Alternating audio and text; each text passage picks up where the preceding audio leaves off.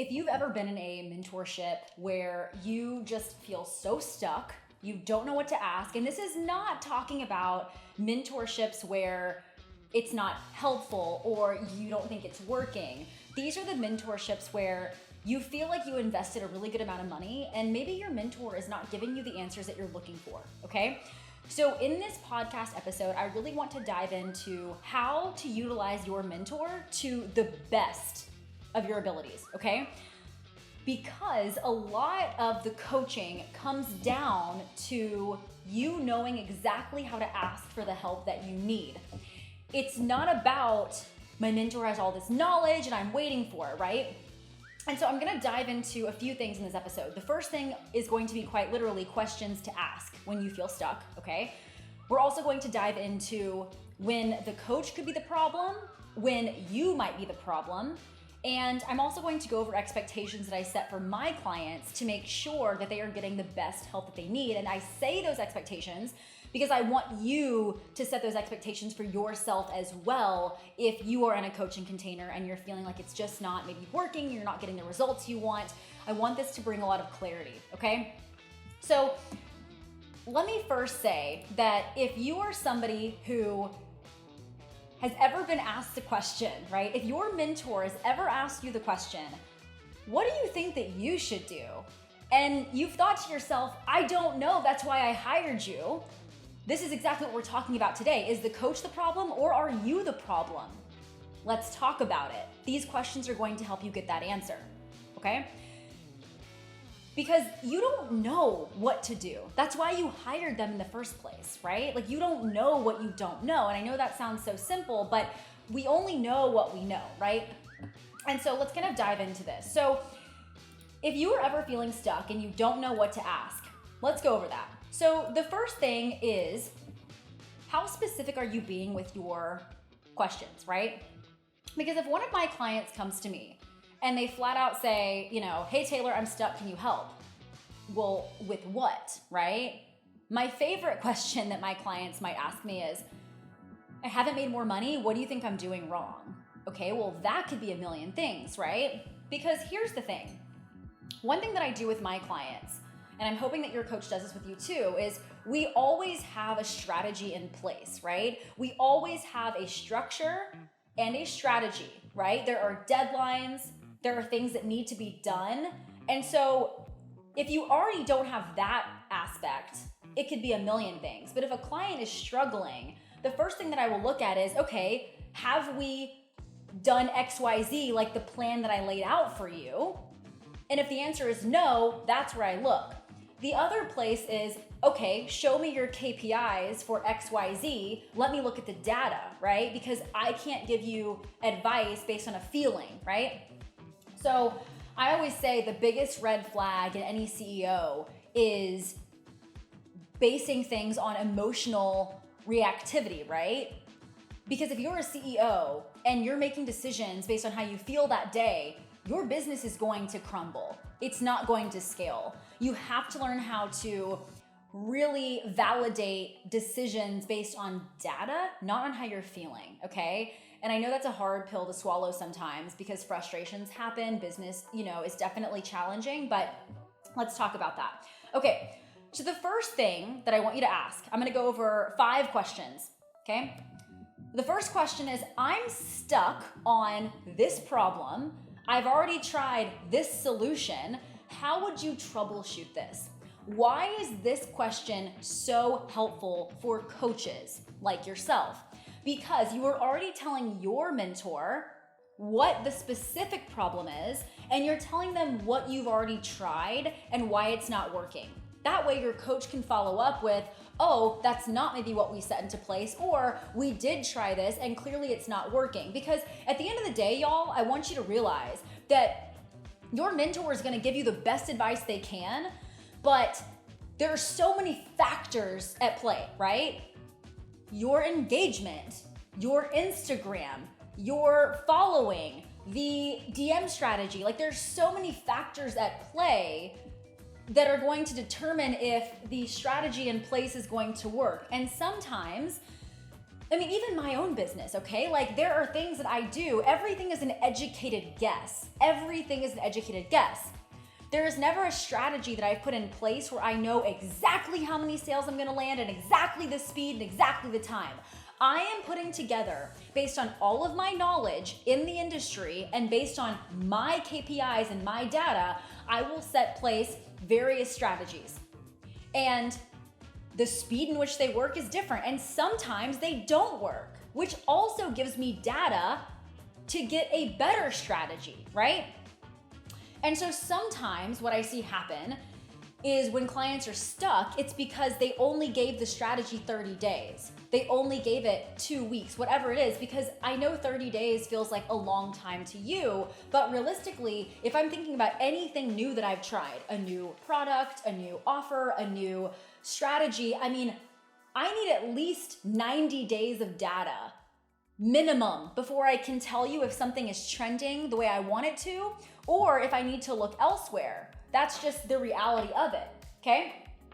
The second thing is I have the idea of doing insert solution because I think it will help insert solution. What do you think? Okay. So I have the idea of launching a course for macro coaches because I think that it will help XYZ, right? What do you think? Coming to your coach with ideas is imperative. If you hire somebody and you expect them to just create your business for you, you are going to find very quickly that things don't work in the way that you want them to work. Okay? Your coach cannot come up with every single idea for you. The clients of mine that succeed the fastest are the clients that are thinking about their business outside of our conversations, asking me questions, thinking of new innovative ideas, right? Because I'm here to guide you. Yes, I will think of ideas. However, at the end of the day, it is your business, right? It is your job to see it through, to make what you want articulated and at the forefront of the conversations with your mentor. If all you can think about is just landing more sales and however the hell it happens, you are not gonna land more sales because there's a lack of clarity in what you want. This brings me to my next question. I'm struggling with what to do next in my business. Here is where I want to be in the next 6 months. Am I on the right track? Now, how is this very different from just saying, I'm struggling, help? You're saying, I'm struggling with this. I want to be here in 6 months. What is the gap, right? What is going on? This is gonna be really, really, really helpful, okay? So going back to kind of what I mentioned with the previous question, your coach cannot create your business vision for you, okay? And I don't want them to, because if my coach were to ever come at me and say, I think your business needs to do this, this is what we're gonna do, I have this plan for you, you may hear that and think, wow, that's awesome. But what you're gonna do is you're gonna wake up and realize, this isn't what I wanted. This is what somebody else wanted for me. And you're going to end up resenting that relationship, right? I've openly talked several times about how I have had certain cases with previous mentors where I listened and I wish I wouldn't have, right? I'll tell you one story right now.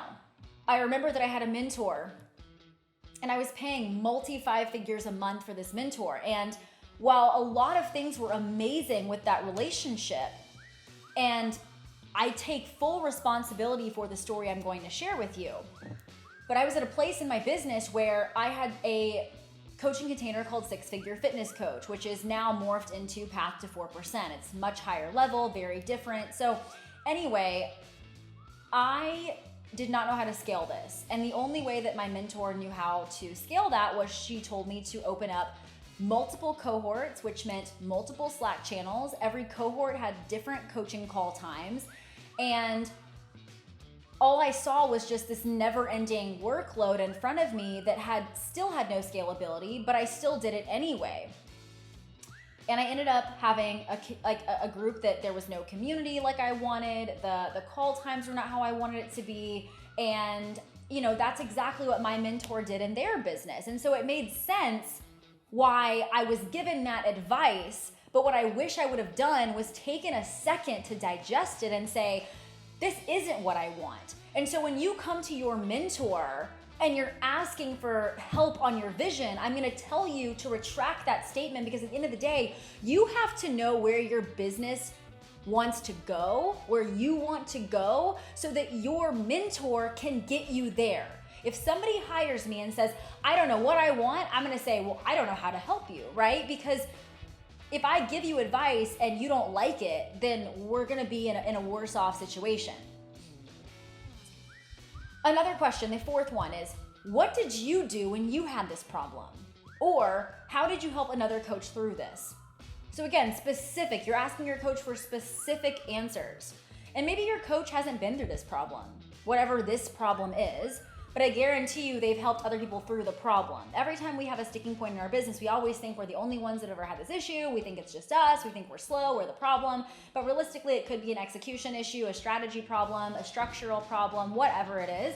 That's easier to troubleshoot when you know what the problem is and how somebody has worked through that with somebody else. And then finally, this is one of my favorite questions, okay? What book would you recommend for me?